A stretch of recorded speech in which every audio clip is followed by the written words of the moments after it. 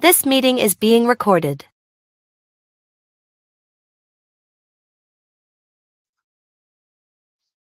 All right, welcome everyone. Thanks for joining us for another fantastic course that we put together for our Financial Literacy Week. We are super excited to have everybody here. My name is Dave Higgins, and today we're going to be talking a little bit about credit and credit cards. And I'm telling y'all, I love sharing any knowledge that I have on this. I think this is super, super important for people to just know more about. And that's the whole purpose of this week, is just to bring as much free education to as many people that want it on all sorts of different topics that have to do with finances. So today we're going to focus a lot on, like I said, credit cards. We're going to talk about those things in a lot of depth here. So before we get into it, I want to introduce you a little bit to the platform that we're going to be using today, which is Zoom. So just so everybody knows, the cameras and the microphones, those have been muted for you. They've been turned off, so you have nothing to worry about that throughout the entire session we're going to be here together. There is going to be a Q&A at the actual end here, where you all will get a chance to ask some questions of me, and I'll do my best to answer them as best as possible. And if you would like to ask a question, in the moment, in the middle of the session, if you're like, oh, I really want to know this, during the Q&A, no worries. Just use that little Q&A button down at the bottom of the Zoom there, or the top of Zoom, depending on where your bar is. And go ahead and put your question in there, and then we'll answer your question at the end. Now, this is going to be, for the most part, it's going to be a one-way communication training. So I'm going to be giving you a lot of information. So I hope you're taking notes as we go through this.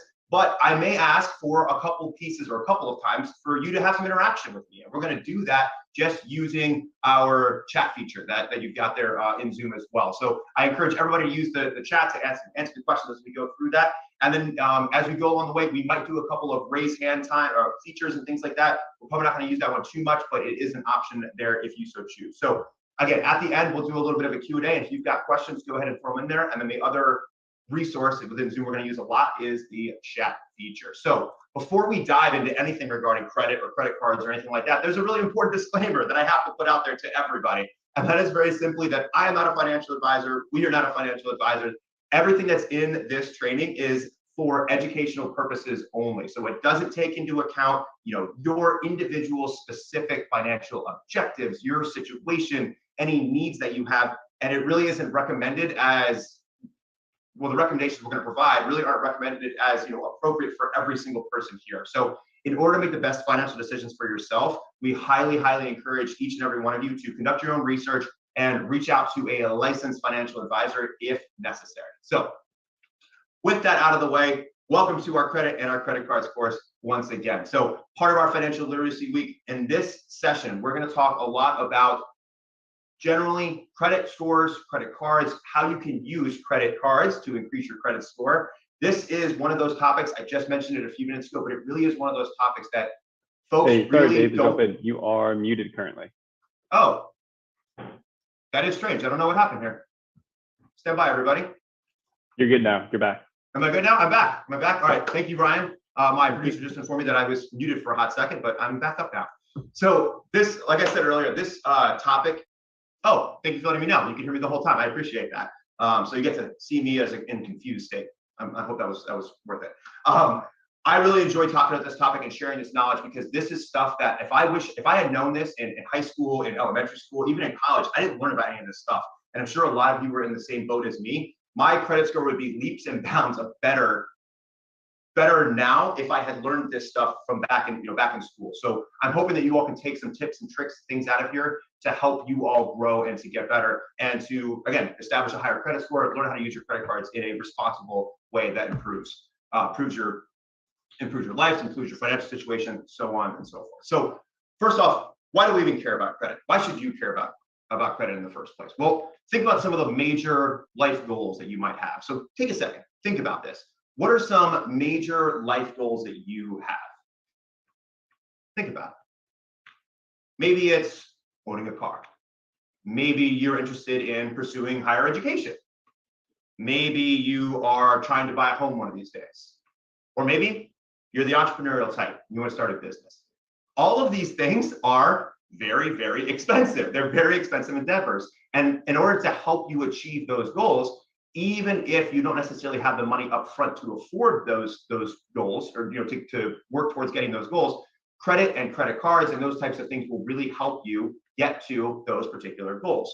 So in order to get to the goal and in order to really put yourself in the position where you're financially where you want to be, you're probably going to have to start off with borrowing large sums of money.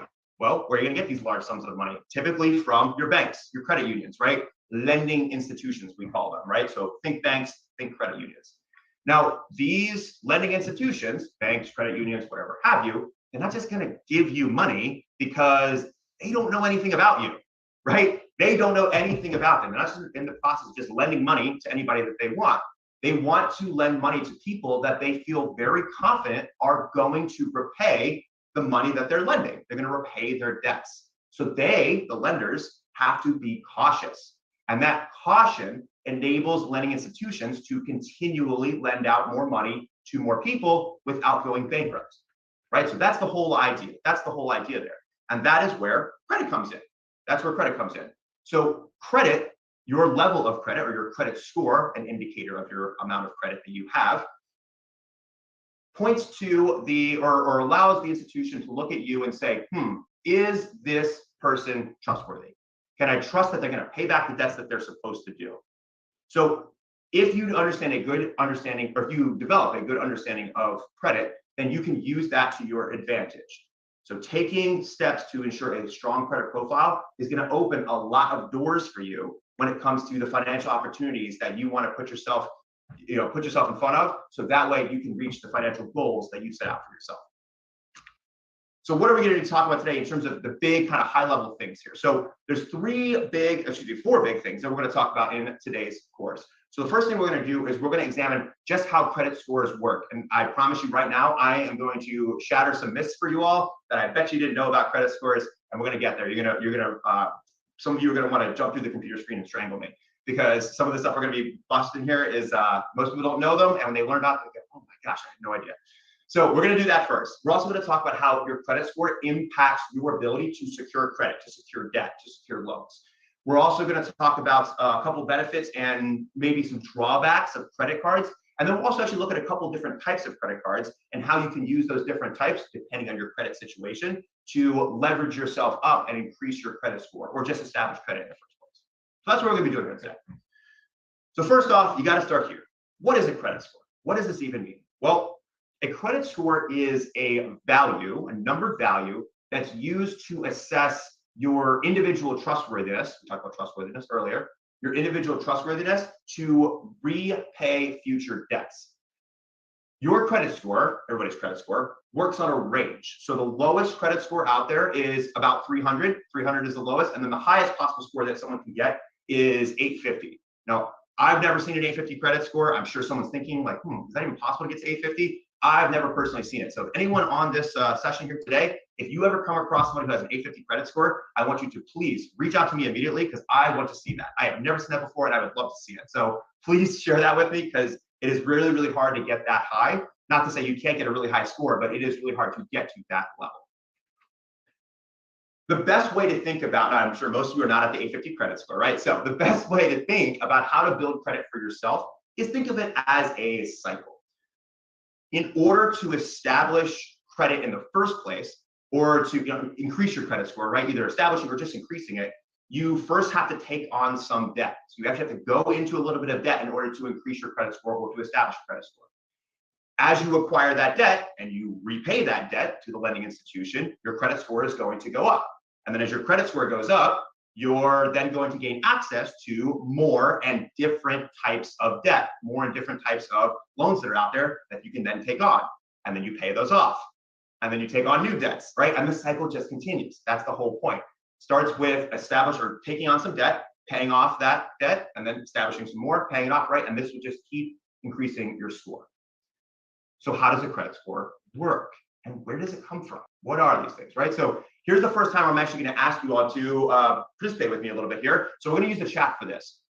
Your credit score is determined by 3 different credit bureaus. It comes from 3 different credit bureaus. If you think you know what one of those 3 credit bureaus are, throw that in the chat for me real quick. Let's see if you all can get all 3 of them. There we go. Sarah, first off the block there, she says Experian. Excellent. That is correct. Isabella says Equifax. Absolutely. That is number 2. And Kyle hits all three. But Kyle, thank you for hitting all three. Andy comes through and says the third one. So does Jessica. So does Heidi. Awesome. So TransUnion is the third. So we have Equifax, we have Experian, and TransUnion, which is awesome because you actually gave them to me in that order that I just brought them up on the screen. So how does this work? Each bureau, each of those three bureaus receives information about the debts that you have from the different lending institutions that you currently have debt in, right? So they will talk to a bank that you might have a student loan through. They will talk to a separate bank that might have your car loan, your credit card company, right? They talk to all these different lending institutions. And then what they do is they pull that in and they use their own scoring model. Each one has their own individual scoring model to figure out what score am I going to assign Dave or Kaylee or Joe, whatever it is, right? So that's how they do this. Now, quick question for all of you here. And again, just throw this answer for me in the chat. If I get my credit run and my scores get pulled from all three bureaus, am I going to get the same score from all three bureaus? Yes or no? Throw that in the chat for me. Oh man, the no's are coming in fast. Absolutely. Nope. Absolutely not. Not going to happen. No, no, no, no, no. Absolutely. You all are 100% correct. And why is that? Well, that is because every bureau has their own calculation. And if you were hoping that this was the training that Dave Higgins was going to share with you, hey, Dave, what's Equifax's way of calculating? What's TransUnion's way of calculating my credit score? How does that work? Nobody knows, my friends. Nobody knows. Nobody knows out there. My personal theory, right, it's a little bit of conspiracy theory, is they have one person that is locked in the basement of every one of these companies, and they literally do a game of telephone. So like one person retires that was locked in that basement, and when the new person comes on, oh wait, here's how we calculate our scores. Good, there we go. Now you're locked in this room for the rest of the time you're working here at Experian.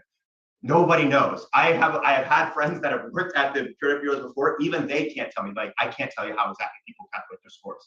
So everything that we're going to talk about from this point going forward, anytime I mention like this will increase your score by X amount or Y amount or decrease it by X amount or Y amount, just know that I'm just giving you ranges because nobody truly knows how much it is, right? So I might say 3 to 5 points. I might say 30 points, something like that. Just be aware that those numbers are not going to be exactly correct because again, no one knows. No one knows. All right, so let's look at what actually happens when you go to actually apply for a credit card, car loan, personal loan, mortgage, whatever it is. When you go and apply for a new type of credit, whatever that is, a new debt, you are going to have your score pulled from all three different credit bureaus at once. And this, what you're looking at right now on the screen, is an example, just an example of a credit report. And you're going to get all three scores on one sheet of paper. And this is what we call a tri-merge credit report. It's also known as a FICO score. Now, the name FICO, it stands for something. It's not necessarily relevant to this, right? But it's a tri-merge, or you'll also hear it referred to as a FICO score. So again, here's an example of what an actual credit report looks like. So we have three scores on there highlighted in red. Now, help me out here. Let's see if you all know this one. Using the chat, can somebody tell me, looking at those three scores, if I was looking at this credit report, how would I figure out what this person's credit score would actually be? Because there's three scores and they're all different. So how do I actually make sure, how do I know which one of the three is the right one? All right, got a couple answers coming in here. Mikhail says 820. Heidi says 820 middle. Let's see if anyone else wants to take a guess at this, a shot at this. Add them together and then wing it. Love that one. Add them together and wing it. All right, so there is the answer, Mikhail and Heidi, you were absolutely correct. So what we do is when we look at someone's credit score, we take all three into account and then we look at the middle score. We don't average them. A lot of people think we average them. We don't. We actually take all three and we look at which one of those three is the middle score. So in this case, it's actually the middle one on the paper as well. But in this case, it's going to be 820 because that's between 813 and 822. So that's how it works, right? So again, that's what's called your FICO score or your tri-merge credit report. Now, here's the part where I'm going to blow some people's minds. There is something out there called what we like to refer to in our industry, in the mortgage industry. We have a little bit of a fun term for this. We call this a FACO score. Not FICO, we call it FACO. So tri-merge credit reports, the FICO scores, are different than the ones that you personally as a consumer are going to find on sites, websites like Credit Karma. So here's an example of Credit Karma right here. And here is the part that blows everybody's mind. Most of the things that you're going to find on your own, Credit Karma being a perfect example of this, any sort of credit score that you find online or anything like that is a 100% fake score. That is not a real score, my friends. It doesn't count. It has nothing to do with what the actual score is. You might be going, what? Well, then how am I supposed to know what my actual credit score is? I hate to break it to you, but the only way to find out what your actual credit score is you have to go out and you have to apply for a new line of credit. You have to actually go out and apply for a new credit card or apply for a car loan. That's the only way in which you're going to do it so that you can get the report that we just showed you on the previous slide. So you can get a report that looks just like this. All right, so be aware of that. Is that anything on Credit Karma? Not going to work. Not going to work. Sarah, I see your question coming into the Q&A. I really appreciate that. We will answer that at the end. Thank you so much. Again, I encourage everybody to add questions to that Q&A as we go along here. But Sarah, thanks for being the first to break the dam on that one and get a question there. I appreciate that. All right, so let's look at some of the components of an actual credit score. There are 5 different components that make up your score. Now remember, we don't know exactly what these scores are, but we can give you rough ideas on what we think, what percentages are going to make up each of the actual scores that you have. All right, so there are 5 components. If you think you know what one of those components are, go ahead and throw them in the chat for me. Let's see if we can get all 5. Let's see if we all get all 5 of the components there. Who knows? How does a credit bureau look at your credit score? How do they determine what score they should give you? What are they looking at? What are they assessing of you? All right, Laura, first one to come through. There we go. There we go. Payment history coming from Laura. Ryan says, how much debt you have? Very good. Sarah says, amount of time using credit. That is another one. Very good. Consistency of payments, says Guriel. So I'll make sure I got that right. Timely payments from Andy. Heidi says, length of time. Jen says, how many debtors you have? All correct, my friends. So I think, if I went back to the list, I'm sure I think we got all 5. Oh, there's actually one I don't see yet. Is it the big one? There's one that everybody cares about, and I don't think I see it on here yet. All right, we'll get to that one. We're gonna get to that one. All right, so very good. Most of what you all put in there, absolutely correct. Most of you put in there. So let's actually go through all 5, shall we? So first component of your credit score is what's called your payment history. It makes up 35% of your score. Now, this is the most significant portion of your score because it's a direct reflection of your ability to consistently make on-time payments, right? So your past experiences of, am I making payments, are going to reflect probably, as the lender looks at it or as the credit bureau looks at it, yeah, they're probably going to continue to make payments in the future if they've been making them in the past. All right, now, an important note about payment history, because I saw a lot of guesses in the chat that kind of made me think of this one. Tell me in the chat, I'm going to paint a scenario here for you. Let's say that one month, I just forgot to make my credit card payment. Just accidental, just forgot to make it, whatever it is. I remembered it, but I remembered it a week later. So a week passed after my credit card payment was due. So now I'm a week overdue. Tell me in the chat, am I going to see a hit to my credit score? Is my credit score going to go down? I'm a week late right now. Does anyone know? All right, Jen says no. Lisa says yes. Evan says no. Any other guesses out there? All right, we got a couple more coming in. I hope not. All right. Great. Thank you for participating with me. The answer is simply no. It's not. The only time you are going to start seeing hits to your credit score is after 30 days have passed. 30 full days. 30 calendar days. 30 calendar days have passed. So as long as you make your payment on a credit card or a mortgage or whatever your debt is, as long as you make it within those 30 days, your credit score will not be negatively impacted. However, after 30 days, that's when it starts to hit you. So every 30 days after is when those hits are going to come in. So 30 days late, and then 60 days late, and then 90 days late, 120 days late. Every time you hit one of those milestones, your credit score has taken huge hits, huge hits. All right, so just keep that in mind, right? Maybe you'll pay a little bit of extra in late fees or interest if you were a week late, but your credit score is intact. You can be totally fine. All right, so that's our first one. Second one, credit utilization. Credit utilization makes up about 30% of your score. Now, this has a lot more to do with how much debt you have overall, or it's part of it, how much debt you have overall. But the biggest portion of what they're looking at here is how well do you manage specifically your credit cards. More to come on that. We're going to talk about that a lot because I want to give you a tip a little bit later on that I personally used to, kid you not, it increased my credit score by about 50 points in about 6 months. All right, so I will come back to that later on and I will talk a little bit more about it, but it has directly to do with credit utilization and also how well you manage your credit cards. All right, so I'll share that tip with you all a little bit later on. But first, let's talk a little bit about credit utilization just a little bit more.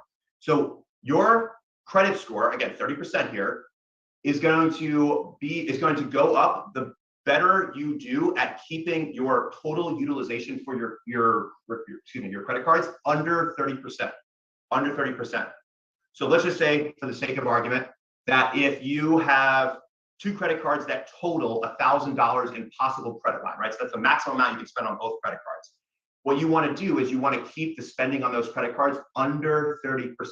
Under 30%. And if you can do that, you're going to see a consistent increase in your score. Right? So that's a great first tip. I have more tips later, but there's a great first tip that will help you out along the way in terms of increasing your credit score. Let's move on to the third one, the third part, which is 15%. This has to do with credit history. I saw a lot of guesses in the chat earlier referring directly to credit history, and you are absolutely correct. This is one of the things that they look at. So, for example, what you're looking at for here is how long overall have you been borrowing money? So if you were a person who established some credit lines, you were maybe a student loan or personal loan, something like that from 10 years ago, right? Your score is going to be stronger than somebody who just established credit for the first time 2 months ago, right? So it has to do with how, quote unquote, old are you as a borrower, right? How long have you been borrowing money for? Because again, the longer that you've been borrowing money, the more likely you are to be a smarter borrower about paying that stuff back. Fourth of 5, it has to do with credit inquiries. So credit inquiries or new credit, another way to look at this makes up about 10% of your score. So every time you go and you apply for a new line of credit, AKA you go out and apply for a new loan or a new debt, like a credit card or a car loan, something like that, right? You're going to see a small negative impact to your credit score. It's not very much. We'll talk more about exactly how much in a bit here, but you are going to see an impact there. And then the last one is what's called types of debt. Types of debt. So the whole name of the game here is you want to have as diverse a mix of credit as you possibly can. Right? You want to diversify your profile as best as you possibly can, because what it does is it shows to the credit bureaus that yes, Dave can handle having a car loan and a mortgage loan and a credit card or two, those sorts of things. Right? It only makes it 10% of your score, but the more diverse you are, the better off you are in terms of your score. So those are the 5 different components. I want to dive a little bit more into the different types of debt, that 10%, that last one we just talked about, a little bit more here. So we'll go a little bit more in depth. Understanding the various different types of debt can be really, really helpful, again, in diversifying your credit. That's the whole point of doing this. And there's 2 different types of debt that a person can have. So the first is called installment, and the second is called revolving. We're going to look at each one of these in turn. So installment debt. Installment debt is typically accrued in one lump sum. So I would go and get a loan for $100,000 and I just have to pay that off, right? It's just called an installment debt because I repay the loan in chunks, agreed amounts of chunks over time, or what we call installments, right? I paid installments. Pretty simple there. So installment debts actually can be broken down even further because there's actually 2 different subcategories of installment debt. So first we have secured and then we have unsecured. Now, I'm going to ask you all in the chat here, can somebody tell me the difference? Actually, no, let's do this. Someone give me an example. Let's do an example instead. Give me an example of something that would be a secured debt, secured installment debt. You might know what that is? Let's see how smart y'all are. What would be a secured installment debt?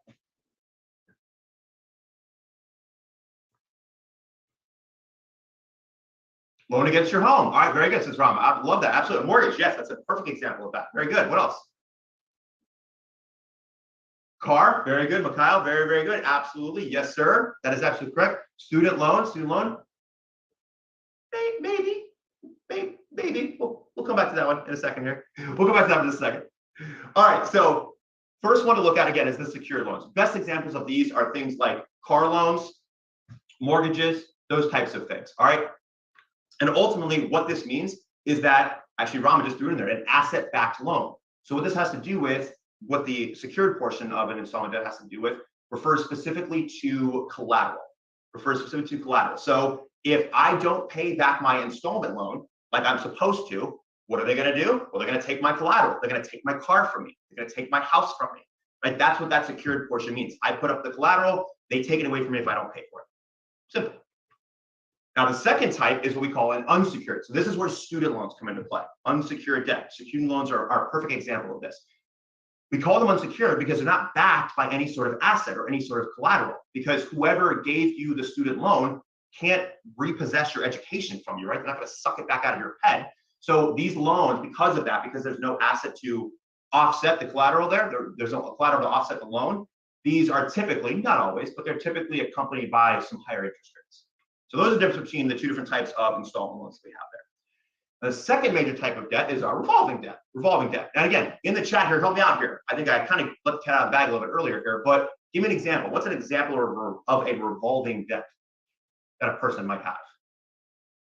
Credit cards. There you go. Everybody's throwing credit cards in there. Absolutely. So credit cards are the best example of a revolving line of credit. So best example of that. There are other examples out there, different types of mortgages you can get into, but for the most part, credit cards is one that everybody is familiar with. So just remember, regardless of the types of debts you have, installment, revolving, secured, unsecured, the name of the game when it comes to trying to figure out, I want to increase my credit score, if that's one of your goals, is diversification. So you want to have as diverse a profile as you possibly can, because again, the credit bureau and also the lenders want to be able to look at you and go, yeah, Dave can handle having a car loan and a mortgage and maybe a couple different student loan, maybe a couple different credit cards, right? So the more diverse you are, the better off you are. Now, quick side note on this one, that doesn't mean that you should just go out and get 7 different credit cards. That's not diversification of your profile, right? You got to kind of pick and choose which areas you want to go into. And again, it's only 10% of your credit score, but it will certainly help. All right, so to understand how your credit score really impacts your ability to secure credit and get a loan, we want to consider not just how the loan affects you and your credit score. We also want to look a little bit at how does the loan impact the lender as well, right? So let's not forget, lenders make profit, banks, credit unions, right? They make profit off of interest, right? They can't just be going out there and just giving interest-free loans to everybody because it's not going to work like that. So it's essential for them in order to really keep money in their bank accounts, right? They have to be able to work with borrowers, work with people that are going to repay debt with some interest. They got to be able to do that. Now, because of this, lenders are going to take into account a couple of different things when they're going to look at a borrower or at a person to determine, okay, is this person actually going to repay me or not? Now, the biggest one is credit. So on the right side of your screen there, right? The biggest thing that they're looking at is your credit and your credit score, but there are a couple other things that they will take into account depending on the lender. And they might look at things like your income, your employment history. But again, by far, most important thing that they're looking at is the actual credit score. Depending on the credit score that you've got, that's going to significantly impact your ability to secure credit, get loans. And well, how does that tri-merge credit report, that FICO score that we talked about earlier, how does it impact you and the loan that you're trying to get? So let's look at this, because a lot of people may not necessarily consider these sorts of things when they're looking at, I have a high credit score, that's great, or a low credit score, right? I'm trying to work on it, right? Just some things to consider. First off is that you're just more likely to be approved for more loans overall, and you're more than likely going to have access, if you have a high credit score, to lower interest rates and higher credit limits. So you can have a credit card with a much higher credit limit than someone who has a lower score than you. On the flip side of that, if you have a lower credit score, you may be disqualified from certain loans. Say, for example, a mortgage. A mortgage is a great example because a lot of mortgage lenders have minimum credit score requirements in order to get a mortgage through them. So you may also, in this vein, in terms of having a lower credit score, you may also have to take higher interest rates on the loans that you do in order to be approved. And honestly, it's just going to be harder to start and build your credit. But worry not, my friends. If you're a person who is, for certain that you're on the lower end of the credit score spectrum, we have some different ways that we're going to give you. I shared a couple earlier, but we're going to give you some more ways that'll help you boost your credit score. And the easiest way to do that is smart use of your credit cards. So first things first, what is a credit card? A lot of people have these, but they can't really define them. So I'll help you out here. A credit card is a line of credit issued to someone in the form of typically a physical card that they can then make purchases on and plan on repaying that stuff later on. That's how it works. Credit card spending really can range from everyday items, groceries, gas, those sorts of things, to large purchases, furniture, TVs, whatever have you, as long as the total amount of all of the things that you purchase are within the spending limit of that particular credit card. And then each month you have the option to repay the balance on the credit card in full, or maybe you just want to make the minimum payment, or you can pay somewhere in between. You don't have to pay the full payment or the minimum payment. But if you do make the full payment, you don't have to pay for interest. And again, we're going to talk about this a little bit later on, but we'll go into what happens when you don't pay, or when you pay just the minimum balance on your credit cards every month. What happens? How does that maybe get you in a little bit of trouble down the road? So you might be asking, might be wondering to yourself, okay, well, how do I even go about these, right? Or maybe you have kids out there, right? Or siblings, right? Like, hey, when can my little brother or sister, when can my kids get a credit card? When are they eligible for a credit card? Well, very simply, everyone over 18. Everyone over 18. If you were over 18, you can get a credit card of your own. And there are tons of different credit card options out there that even 18-year-olds with no credit history can certainly apply for, and they can certainly get. Now, let's talk a little bit about some of the benefits of the actual credit cards themselves and how you can use them to help you out, right? It's all about being responsible. It's all about being smart, but there are many different things that you can use credit cards to help you out, to kind of help you on the journey of, again, getting to that goal of buying a house, buying a car, going on a ton of vacations, whatever it is. So a couple of different things. Credit cards overall, they help you, first off, build your credit. Again, fastest way to do it, getting a credit card. It gives you increased purchasing power as well. So instead of relying on the money that's just in my bank account, I can put a large purchase on a credit card, and that gives me a lot more buying power because it's on a credit card, and I pay that money off over time rather than just emptying my entire bank account to pay for something. And then the third thing that not necessarily a lot of people think about when they're looking at credit cards necessarily is things like earning rewards that align with the things that you want to do in your life. So if you're a person who wants, cash back at the gas pump, or if you want a person who wants to travel or shop, right? There are different sorts of rewards that you can look at. So think back to when we talked about the various different types of debt and credit utilization on credit cards, because I want to talk a little bit more about that. One of those tips that I talked about earlier that I was going to share with you on how do you use credit cards to your benefit. Well, here's one of the ways that we're going to go into it. Now, remember, I showed this to you earlier because, again, we want to hit on this multiple times, make sure you all kind of see it, a couple different chances to take it in. The best way to go about making sure that your credit score is increasing and being smart about your credit card usage is keep your purchasing, or the amount of money that you're spending on your credit cards, under that 30%. Now, 30% is a great number, but I'm going to give you an even better way to do this. Because again, this is the tip that I use in order to shoot my score up by about 50 points to about 6 months to do this, following just this one simple trick. Whenever you are taking a look at all of your credit cards, so let's just say, for the sake of argument, that I have 3 credit cards out there. And let's just say that my 3 credit cards go up to $1,000. So if I total all 3 of them together, the maximum buying power that I have is $1,000. Just keep the math simple. So if I was to spend every single dollar that was on all of my credit cards, you all tell me in the chat, if I spend all the money that's available to me on my credit cards, what percentage is my credit utilization? You all tell me in the chat. What do you think it is? If I spend all $1,000 that I have available to me, what do you think is my credit utilization? People are laughing at me. Yeah, 100%. I'm at 100% credit utilization. Fantastic. You are 100%. Everybody, yes, all 100%. Fantastic. Now, a little bit of a brain buster for everybody. Do you think that if I'm doing that, is it a higher likelihood that my credit score is going up or going down if I'm at 100% credit utilization? What do y'all think? Down, down. Yes, everyone's saying down. It's going down. It's going down. Not going well for me, right? It is probably going down. Why? Because I am maxed out. I've used every dollar available to me, right? Down because my utilization is high. Absolutely. I'm using every dollar that's available to me.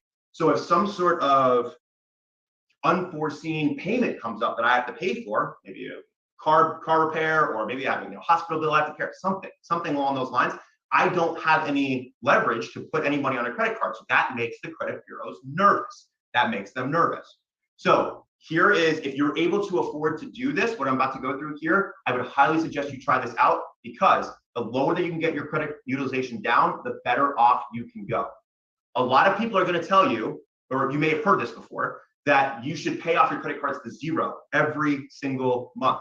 You can do that. There is benefits to doing that, because if I pay my credit cards off to zero, I have no interest. That's awesome. I'm not paying any interest on my credit cards every single month. Fantastic.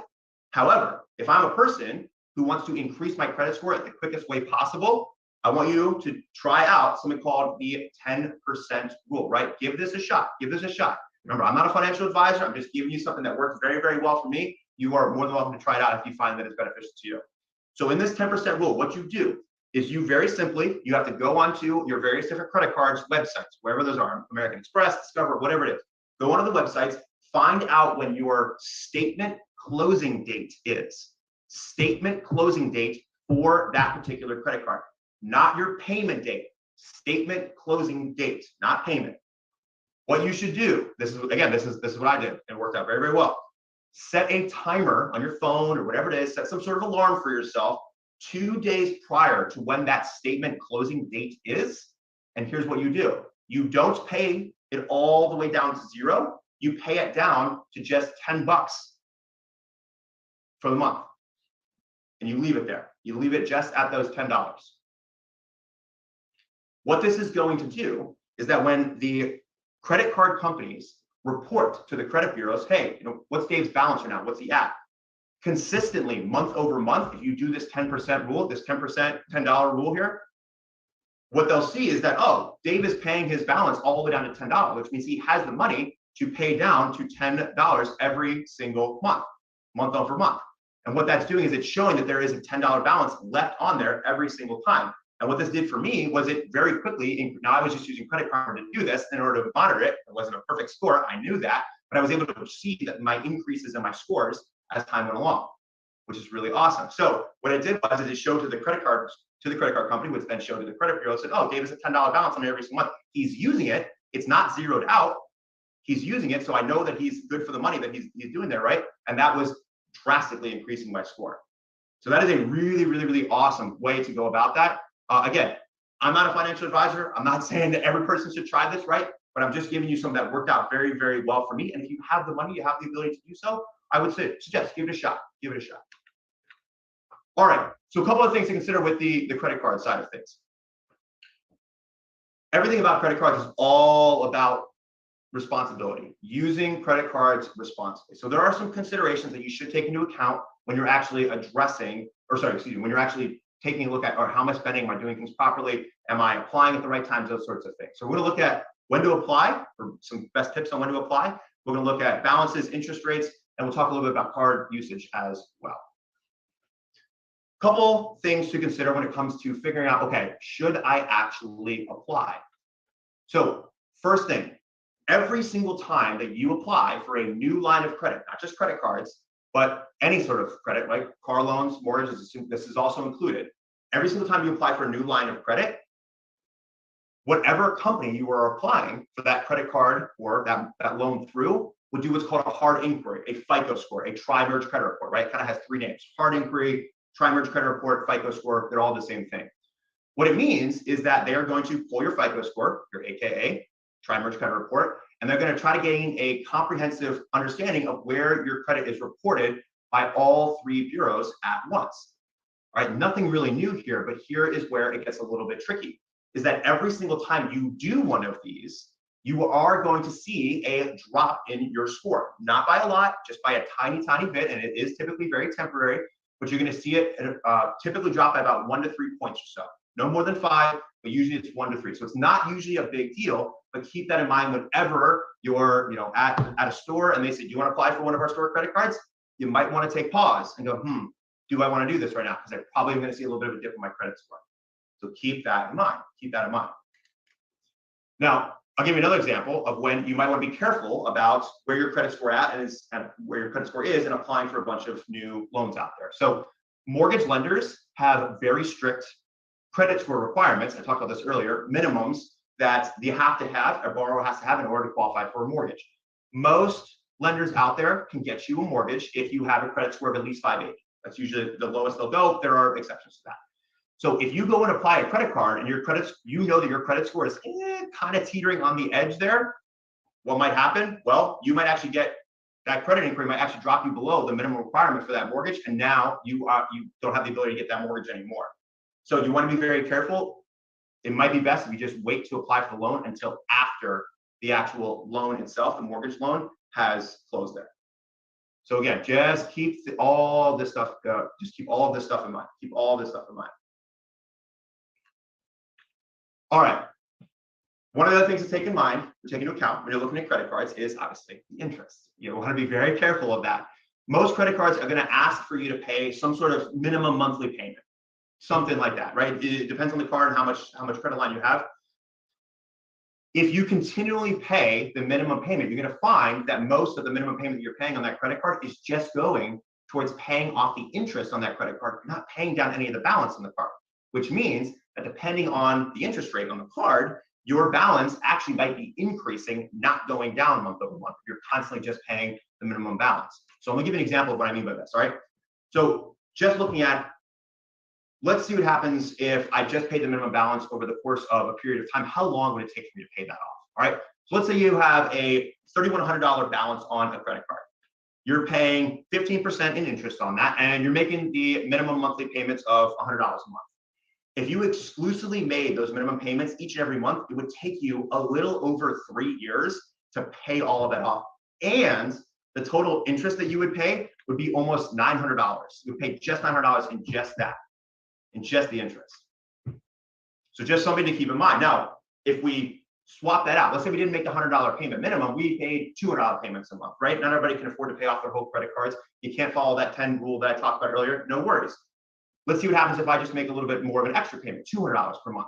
So rather than paying $846 is the exact amount in additional interest over time, you're actually only going to end up paying about $400 this time. So basically cuts it in half, And you're going to be able to pay off that balance in a year and some change, year and a couple months.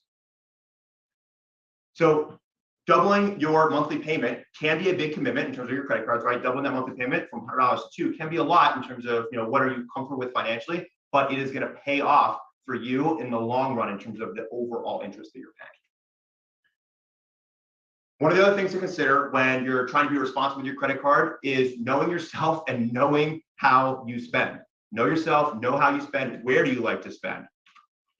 Be strategic in what choices of credit cards you actually end up picking up or which ones you're actually going to get. So your spending habits, like for example, where you shop or the rewards that you like to take in, they should be taken into consideration.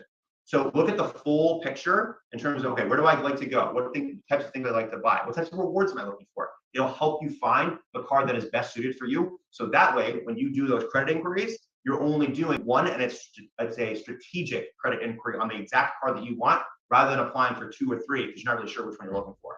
So look into those rewards before you do it. And the second thing is one that I'm sure all of us have heard so many times, which is simply spend within your means. Spend within your means. It can be very tempting. Lord knows that I've been here. It is really easy to max out your credit cards if you're not careful. So even if you don't have the funds to cover the balance that you have in those credit cards, oftentimes it can be very easy to fall into this trap because it feels like free money. But again, this is only a recipe for falling deeper and deeper and deeper into debt.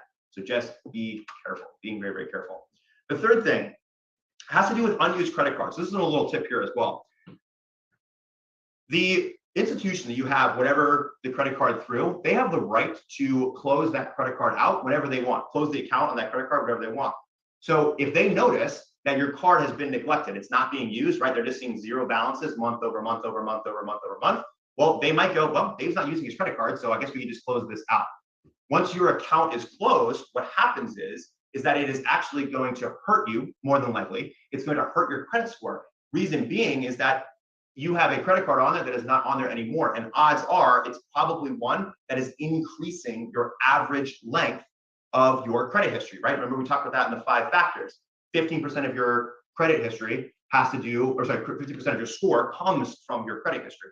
So if you have some cards out there that you aren't using, it may be beneficial to every once in a while, take that card and go get some gas with it. Take it down the street, go pick up some ice cream. I don't know, whatever you do, just get something small on there so that way you're proving to the credit card company that it's still in use and you're actually making sure that it's actually being utilized. And they'll see that as well.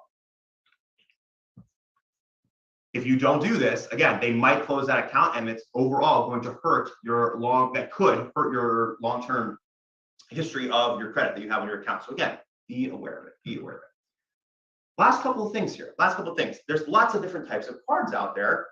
And I mentioned earlier that there are people that have many different situations, many different financial needs, and they need a wide variety of credit cards that are out there or there needs to be a wide option pool so they can pick the one that works best for them. So let's actually look at a couple different types of credit cards and show you how they can be beneficial to you. So the first one, these are good for folks who are looking to either establish credit or just overall improve their score. And there's actually two great options for this.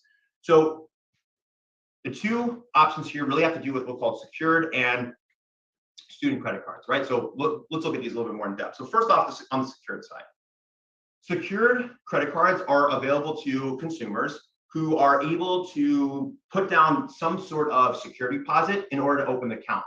So what you'll do is the credit limit on that credit card is typically equal to the amount of money that you actually put into the account. So think of it as kind of like a prepaid credit card.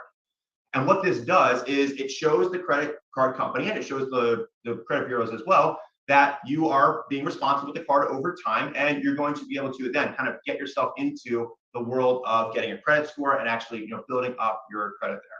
So again, just being aware that that is one option available to you. And the other real benefit here too as well is that because there's a down payment or security deposit on getting into one of these cards, not everybody does this, but oftentimes the company that you get it through will typically reimburse the security deposit when you eventually close out that loan or close out that account.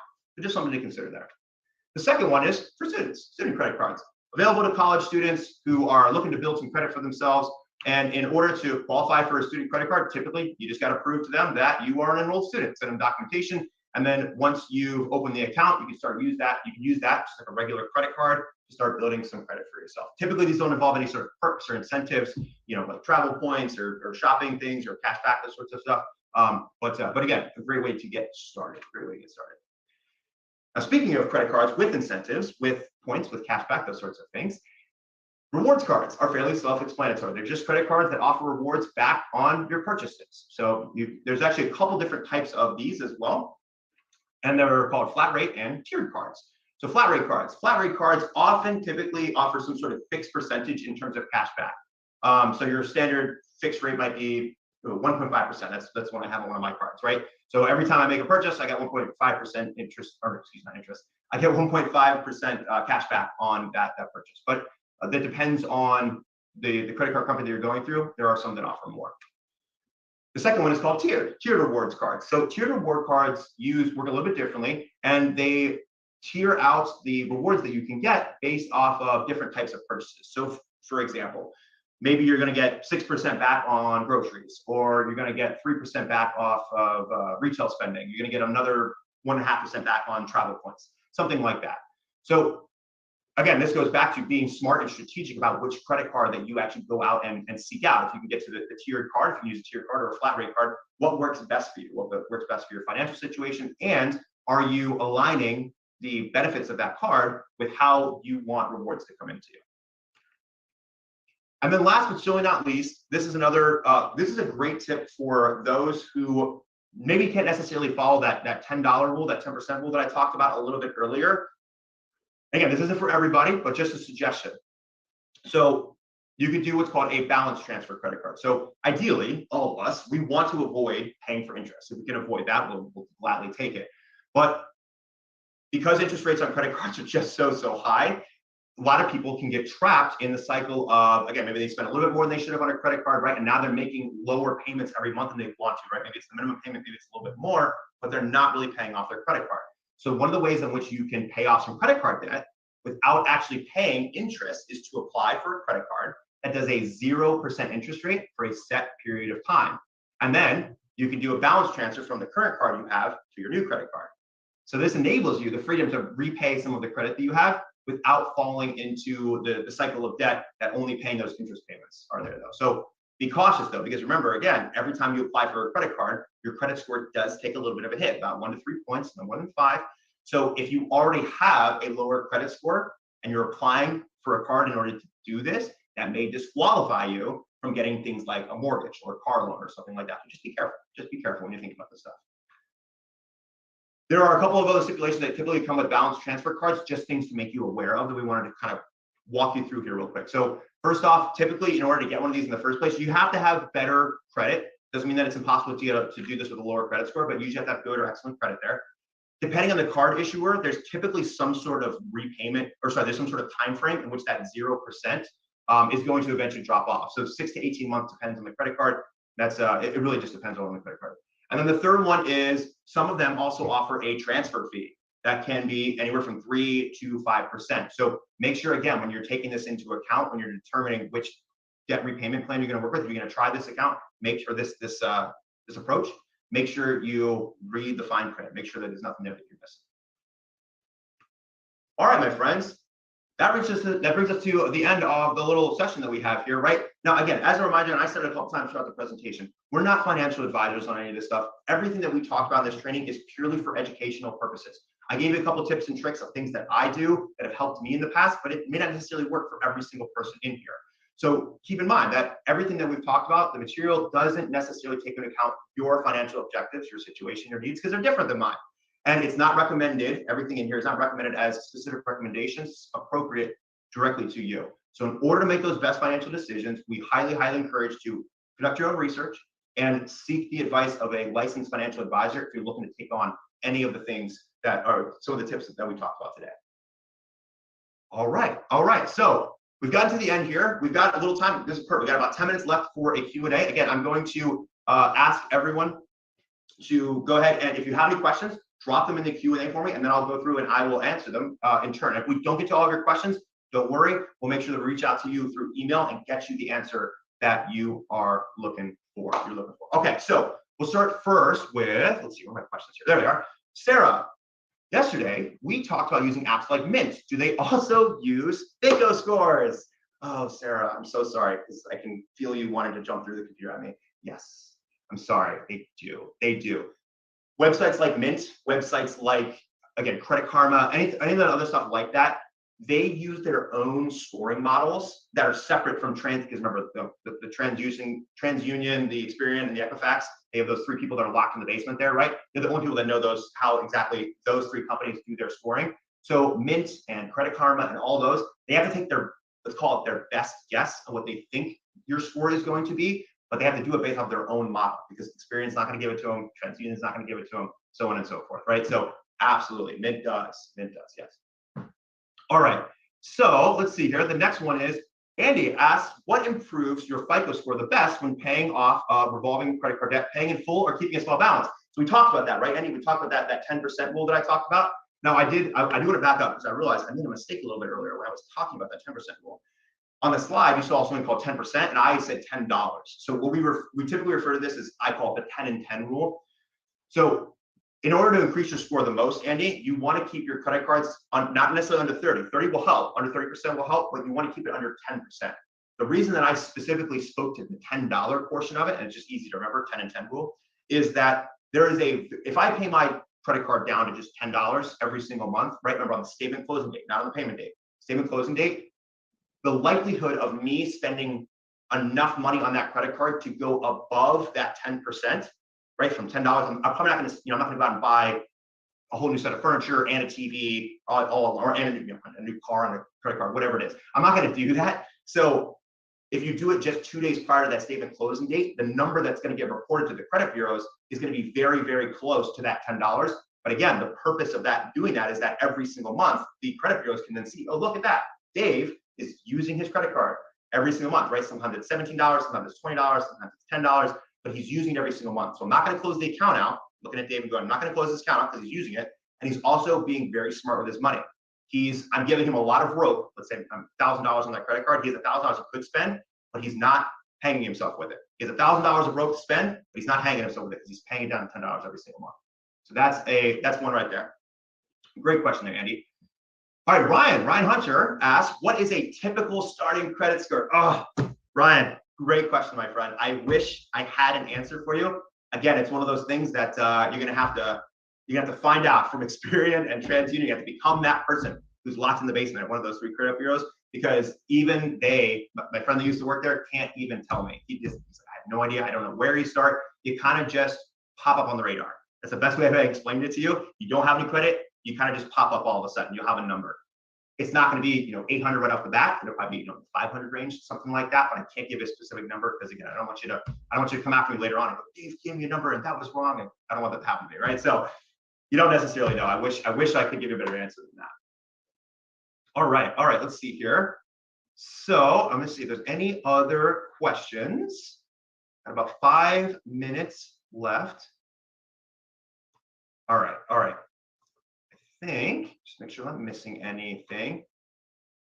All right. So there are a couple other questions that, oh, here we go. Are coming in here now. Let's see here. What are the credit score ranges? Ooh, good question. So again, 300 is your bare minimum. Again, I've never seen a 300 either. So if anyone can show me a credit report with 300 on it, I would love to see that. Please reach out to me directly. Find me on LinkedIn. I would love to check out that credit report if you've got it. Make sure you white out the social security number and the name of the person, please. But I would love to see that. It'd be really cool. That's the lowest you can be. The highest is 850. Again, we talked about that earlier. If you're looking to be like, where's my sweet spot, right? Like, what's my goal? I don't want to necessarily shoot for 850 because it's almost impossible. What should I be shooting for? My suggestion is to shoot for a score of 740. The reason being, and I'm a little biased because I work in the mortgage industry. The reason being 740 is that above 740, you get the best deals in terms of your interest rate from a mortgage lender. Now, that isn't true with every single mortgage lender out there, but 740, kind of think of that as, or the way I've always treated it, is it's like, oh, I've made it.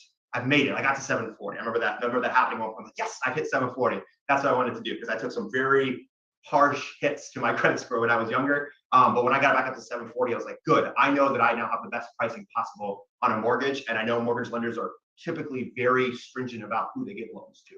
And they want to make sure that you're going to pay it back. If they're going to give you a $500,000, $200,000 house, they want to make sure that you're going to get their money back. So that's what I would leave with that one for right now. Let's see here. Just to bring it back up, another question here was, again, how much does a hard inquiry really affect my credit score, right? So every time FICO score gets pulled on you, hard inquiry gets pulled, or tri-merge credit report, those are the three kind of names that it goes by. Every time that happens to you, again, applying for a new credit card, new car loan, new mortgage, those sorts of things, you're going to see a little bit of a hit. You're going to see a little bit of a hit. Now, I'm actually going to expand on this question a little bit because there's a little pro tip that you could use to help make sure that you're able to shop around, right? Because as consumers, we should be able to shop around for the best deal. So if you are applying for, let's say, a car loan. Let's say we're going to use a car loan as an example. Let's say I'm looking for a new car. I go out to a dealership one day and I apply. I go to the dealership, I find the car that I want, and I'm like, okay, go ahead and run my credit score. Let's find out what that is, right? They give me the credit score, which is great. There is actually a window in which you are allowed to actually go out and shop that deal that you just got. So you can actually go the next day or the same day to another dealership and say, pull my credit score again. And then go the third day and pull my credit score again. You can do this an unlimited number of times, but you have to be careful though. You can do this an unlimited a number of times, and your credit score will only get hit for the one credit inquiry. Only get hit for the one credit inquiry. This also works in mortgages too. This works in mortgages and it works in credit card loans. I couldn't speak to any more, but I know about those too. You have to be careful though, because that window is pretty short. If you ask 100 people, how big is that window? They're going to give you 100 different answers. Typically, it's no more than a week. I'm going to go very, very conservative on the answer there and say no more than a week. So if you're shopping for a car over the course of a weekend and you want to check out 2 or 3 different dealers to see, wherever it is, 2 or 3 different places in which they're going to pull your credit score in order to give you a loan for that, try to hit them all as quickly as possible. So you can shop, you can check all the different, all the numbers and all the figures. Again, you're not going to get hit for the various different pulls on your credit inquiry, except for that one credit inquiry. You only get the one, even though you may have pulled it 10 times at 10 different dealers. So just keep that in mind. That's a great little pro tip that was very, very helpful when I went and bought my last car. Same thing, again, also applies for mortgages. So if you're shopping around for houses, right? You go to your local credit union, you go to your local bank, you go to a local mortgage broker, whatever it is, you can have your credit pulled multiple times, and that will, only impact you just the once. All right, Rama has another question coming in here now.